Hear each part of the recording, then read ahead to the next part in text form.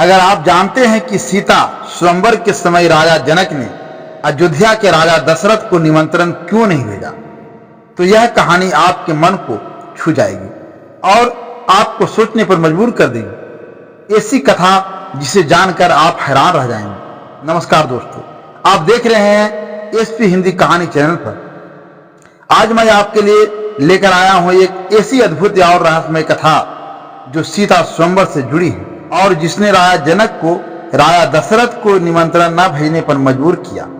यह कहानी इतनी गहरी और भावुक है कि आप इसे अंत तक सुनने के लिए व्याकुल हो जाएंगे। आइए बिना किसी शब्द को छोड़े पूरी कहानी आपके सामने प्रस्तुत करता हूं। सीता स्वयंवर में राजा जनक ने राजा दशरथ को निमंत्रण क्यों नहीं भेजा। जनकपुरी में जब सीता स्वयंवर का आयोजन हुआ तो राजा जनक ने देश विदेश के राजाओं को निमंत्रण किया, सबको उस स्वयंवर के लिए बुलाया, परंतु राजा दशरथ या अयोध्या के किसी व्यक्ति को स्वयंवर का निमंत्रण नहीं दिया। इसका कारण कोई आपस बैर नहीं था, बल्कि एक ऐसी घटना थी जिससे राजा जनक को डर था कि कहीं फिर से वही हुआ तो क्या होगा। क्यों निमंत्रण नहीं दिया राजा जनक ने राजा दशरथ को? क्या थी वह घटना, आइए जानते हैं। एक बार राजा जनक के शासन काल में एक व्यक्ति का विवाह हुआ। विवाह के बाद वह पहली बार सज धज कर अपने ससुराल को जा रहा था। कुछ दूर जाने पर रास्ते में एक जगह उसका दलदल मिला। उसने थोड़ा पास जाकर देखा तो उसमें एक गाय फंसी हुई थी जो शायद मरने की दशा में आ गई थी। उस व्यक्ति ने उसको देखा तो उसके मन में गाय को बचाने का ख्याल आया, परंतु दूसरे ही क्षण मन में एक और विचार आया। उसने सोचा, यह गाय तो कुछ देर में मरने वाली ही है। अगर मैं इसको यहां से बाहर निकालने के लिए इस दलदल में घुसा तो मेरे कपड़े और जूते खराब हो जाएंगे और मैं अपने ससुराल में ऐसी हालत में कैसे जा पाऊंगा। यह सोचकर वो गाय के ऊपर पैर रखकर आगे बढ़ गया।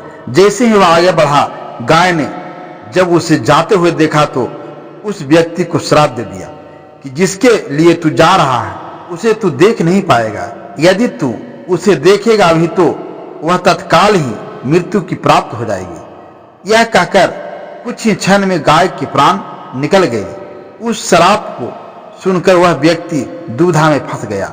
उसे अपने किए पर बहुत पछतावा हो रहा था, परंतु अब कुछ नहीं हो सकता था। जो होना था वो हो गया। अब वह व्यक्ति उस गाय के श्राप से मुक्त होने का विचार करने लगा। मन में बहुत बड़ा बोझ लिए वह ससुराल पहुंचा।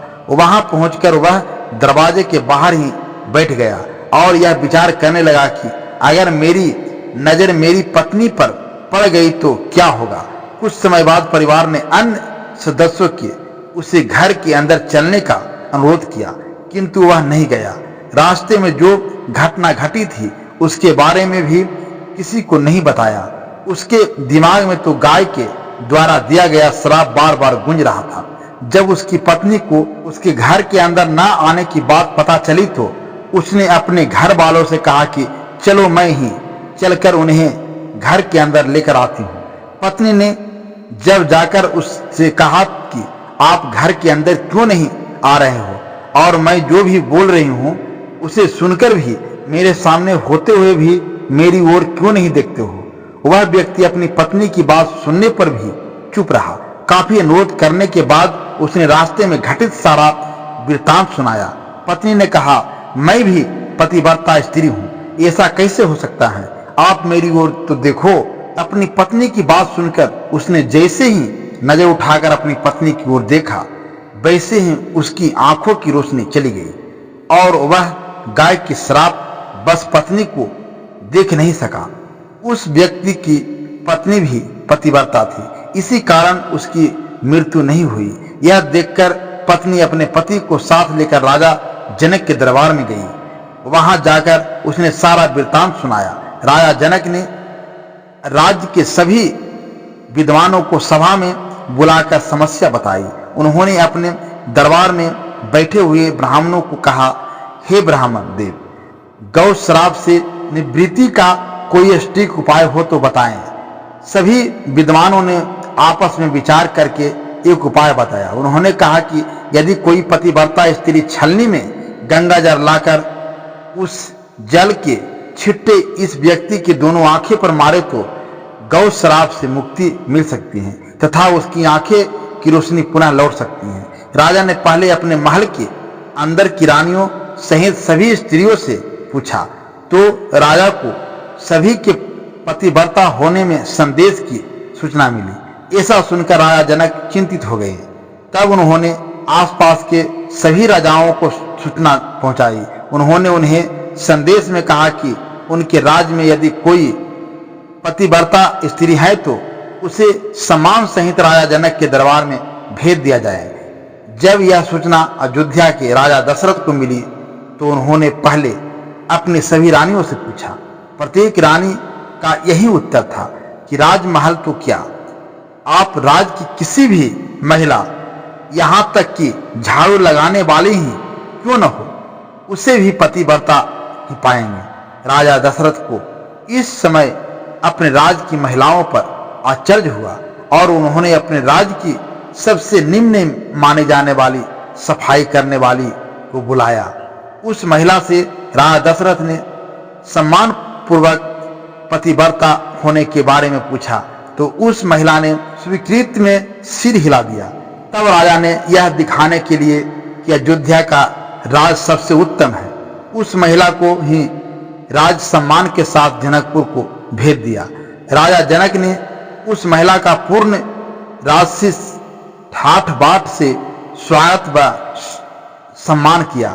तब राजा ने उस महिला को समस्या बताई, साथ ही ब्राह्मणों द्वारा जो उपाय बताया गया था वह भी बताया। महिला ने राजा को उस कार्य को करने की स्वीकृति दे दी। अगले दिन महिला छलनी लेकर गंगा किनारे गई।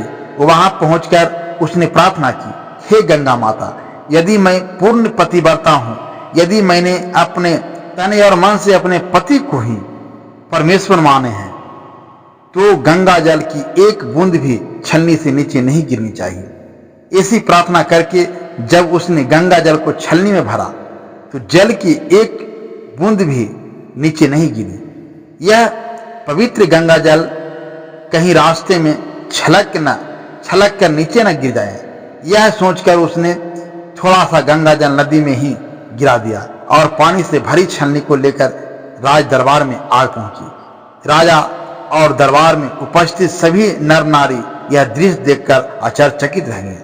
तब उस महिला को ही उस व्यक्ति की आंखों पर छींटे मारने का अनुरोध किया गया।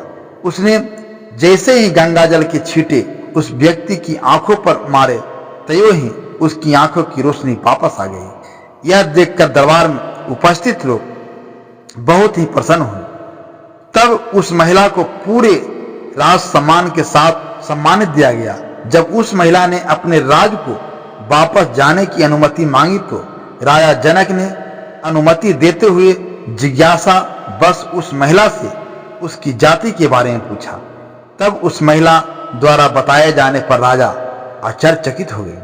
यही कारण था कि सीता स्वयंवर के समय राजा ने सोचा कि जिस राज की सफाई करने वाली इतनी पतिव्रता है तो उसका पति कितना शक्तिशाली होगा।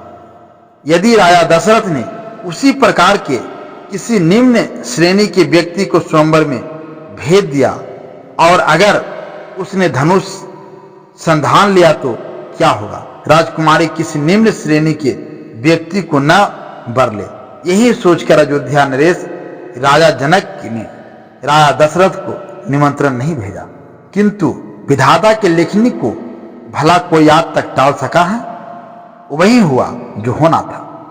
अयोध्या के राजकुमार वन में विचरण करते हुए अपने गुरु के साथ जनकपुर पहुंचे और धनुष तोड़कर राजकुमार राम ने सुकुमारी सीता का वरण कर ही लिया।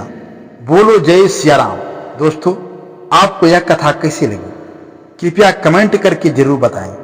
वीडियो पसंद आया हो तो लाइक करें और ऐसी ही और भी बहुत सारी कहानियां, कथाओं एवं जानकारी को सुनने के लिए एसपी हिंदी कहानी चैनल को सब्सक्राइब जरूर करें।